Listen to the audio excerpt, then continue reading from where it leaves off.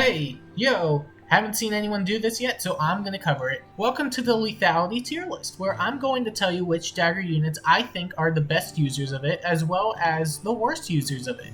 I have made 5 categories based off who I believe are the best users of Lethality, and I'll go over a good amount of builds for the top 3 as well as the solid users. Not all of them, but keep in mind that a lot of these builds are going to be applicable to pretty much every single unit here. So yeah, let's just get started. Oh right, I forgot to mention, this is also in alphabetical order. So don't feel like it's like me saying, Cecilia is better than Dorothea, which may or may not be the case when it comes to using lethality. It's just for organization purposes rather than anything else. But anyway, let's just get started. For the 5 categories, I have best users, solid users, okay users, rip users, and Merlinus. Merlinus gets to hang at the bottom because he's Merlinus, and we all love him for his base 20 attack. Now, kicking off with the best users, we have Kaze, Volke, and Yuri. Let's start with Volke, who brought lethality into the game. Volke is arguably one of the best lethality users in the game. Not only is he one of the best users of lethality because of the fact that he has innate slaying as well as times pulse because he's infantry, but also because of the fact that he has unconditional heavy blade as well as null guard, which means there isn't anything that's stopping him from triggering it. You can't prevent it with special fighter, you can't prevent it with guard, you can't prevent it with crafty, you can't prevent it with anything that has a guard status. For that reason, Volke is definitely one of the better users, on top of the fact that he also just has a fantastic amount of attack, which is really nice to have around because lethality can help secure kills that way. Now, the reason I have Kaze up here is because Kaze and Volke pretty much kind of have the same weapon in a sense, where both have slaying, both have some sort of accelerated cooldown, they're both infantry. The attack stat differences are definitely noticeable because, newer gen means he has more stats to work with, but Kaze does get +8 to his attack stat, so it does work out in the end. The only difference between Kaze and Volke is really going to be the null guard, which can be a problem at times against foes with guard, because if Kaze does have to rely on lethality to kill, he won't be able to trigger it in the first combat because Flashing Blade will only give him the accelerated cooldown -1 instead of 2. But in any case, outside of Null Guard, they basically have the same weapon. For that reason, I figured I would put Kaze up there. Having a free slot that doesn't have to be occupied by Flashing Blade or Heavy Blade is really solid.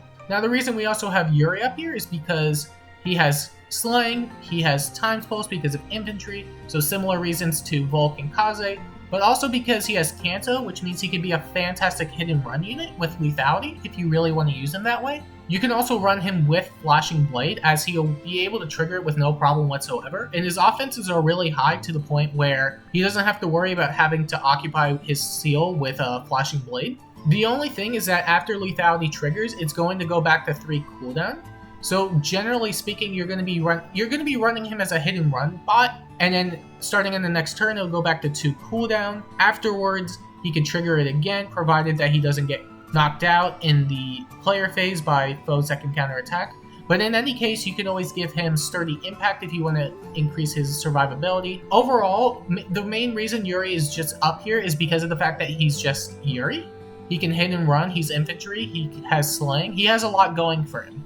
An additional benefit that Yuri also has is because he has 3 movement, he can also work with Ideal and get +9 to his attack and speed, which is significantly higher than what you would get from something like Swift Sparrow 3 or Attack Speed Solo, so it does add up really quickly. Now, one of the questions I'm probably going to get is why Soth isn't also in the best user tier because of Peshkats. Now, the reason I don't value Soth as much as Kaze is because of the fact that he doesn't have slaying. And although he does have his pulse mechanic from Peshkats, the fact of the matter is that he needs slaying with times pulse if he wants to consistently trigger it. The other fact of the matter is that he also has to give up his seal for Flashing Blade or Heavy Blade. And to be fair, his offenses are really high anyway, so he doesn't have to worry about outputting damage.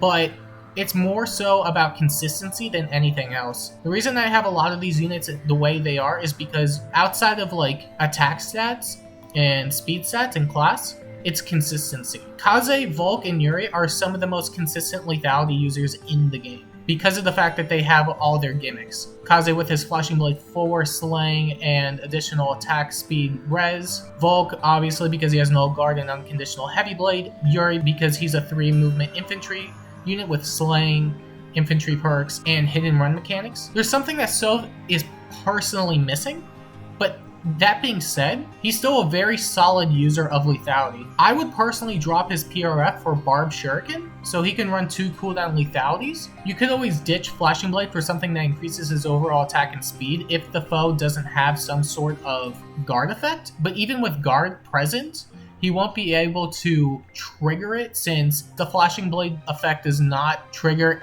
on the enemy's attack, which is kind of a problem against guard. But outside of that, he's not that bad of a user whatsoever. Now, I've just been covering player phase stuff for the most part. There's a lot you can do with the enemy phase as well. Outside of even the armors that I have here, I have Julian and Xander up here as solid users because of their really good attack and their really good defense. Also Saizo. Can't forget about the Saizo. You know what, let's go into Saizo first. Saizo is going to be ran as an enemy phase unit with lethality with steady breath support from Lucina or Valoria, depending on which one you have. Either one's fine. Now, the reason we have Saizo up here is because of the fact that Saizo's star can actually make him deceptively really bulky and offensive, on top of the fact that lethality can actually trigger much more easily in the enemy phase with steady breath. Even though he can't run it as a sacred seal, he can always run Brave Lucina Valoria support and then have it trigger on the second hit, which can be really, really good. His speed is also not that bad by any means. He can run no follow, a close foil, and joint drive attack, so to increase his attack deficit. It's mainly for sustainability purposes, but the fact of the matter is that he has the ability to be ran in the enemy phase with lethality and trigger it consistently with support. So there is merit to that, and that's why I would put Saizo in the solid user list, despite the fact that it may seem like a questionable placement because he's a really outdated Gen 1 unit. But even so, he's not bad by any means. And to an extent, we also have Julian and Dancing Xander. Julian has really good offenses. He has solid defense. He just has low res, which can be a problem against dragons, but that's about it. That being said, Julian does have a benefit over Xander, and that's the fact that he has natural speed, so he has options when it comes to what type of weapon he uses. He can use Lethal Carrot, so his lethality does even more damage. He can run Broadleaf. He can run all sorts of stuff. I personally like the idea of stacking his attack and defense so he can survive longer against melee foes. For the same reasons as Saizo, he's going to be outputting a decent amount of damage, and he's going to be tanking a lot. Xander is also in that same category, except the only problem is that he's dependent on quick riposte, which can be a problem if going up against null follow-up users or impact users, as he doesn't have the speed to rely on natural doubles. But for the same reasons as Saizo and Julian, he gets to be up in solid users as well. We also have Kagero, who pretty much functions similarly as Soth with Barb Shuriken. There's no reason not to run anything else, as Slaying with Time Source is going to be very important for triggering lethality. And then same thing with New Year Takumi. He basically does the same thing as Kagero and Soth, just has a bit less offensive prowess, but I feel like the bar is at a certain point where he can barely make it into solid users. You can argue he can be between okay and solid, but I find that his offenses are good enough for solid. Now let's get into something that's a bit more unique. Let's go into Layla. Layla doesn't have Slaying in her PRF, but she can prevent counterattacks thanks to her gimmick of Constant Dagger, which means she doesn't have to ditch her PRF for Barb Shuriken. In fact, you can keep her PRF, run Times Pulse with Quicken Pulse, and then give her Special Spiral with Flashing Blade, as she'll be able to consistently trigger lethality every time she initiates combat, provided there isn't any guard. She is one of the few units that can run Special Spiral fairly well with lethality, since she can consistently trigger lethality without the worry of getting hit by a foe and then getting knocked out. The other solid user of Special Spiral is in fact Jafar with Ouch Pouch. The idea with Jafar is that Ouch Pouch will accelerate his cooldown at the start of turn 1 by 2 cooldown, which means it's automatically at 2 cooldown. And then Special Spiral with Steady Breath support means that no matter what, even with guard present, he's going to be able to trigger lethality no matter what, as he'll have the speed to double. He will struggle against impacts, provided that he doesn't have some sort of guaranteed follow-up attack. But if there isn't any impacts present, then he's going to be triggering lethality pretty much all the time. The rest of the armors in this list don't necessarily make the cut when it comes to this build, since he's generally way faster than the others. However, there is another set you can use, and I'll show that with Flora. Basically, you'll be using her with Vengeful Fighter, since that can help trigger 4 cooldown specials very, very easily, since she attacks and gets additional cooldown. The foe attacks twice, provided they can double, which they should be able to with no issue whatsoever since she is slow, and then that charges up lethality. You can apply the same build to Winter Cecilia, Dozla, and what other... Oh, and I guess that's all the dagger armors. Never mind then. And for the final 2 dagger units we have in solid users, we have Flora and we have Summer Mia. Flora is one of the more interesting ones because she does have a deceptively high amount of bulk, because of her high res stat and the plus 20 defense she gets from her weapon. And the fact that she has slaying and a guaranteed follow-up attack means she can run times full, she doesn't have to get rid of her weapon, and provided that the foe doesn't have no follow-up or any way of stopping her guaranteed follow-up attack, she'll be able to trigger lethality on the second hit with no issue whatsoever. And then before we get into the rest of the dagger units, which I will briefly gloss over the okay ones and then go a bit more into the rip ones, we have Summer Mia, who is arguably the only consistent cav unit that can run lethality fairly well because of her innate slaying, her high offensive prowess, and her damage reduction, meaning she can initiate on foes without the worry of dying on retaliation. For most foes, granted. Not all of them, but most. Pretty much stack up her attack and speed. You'd give her Trace if you want her to fall back and then get danced.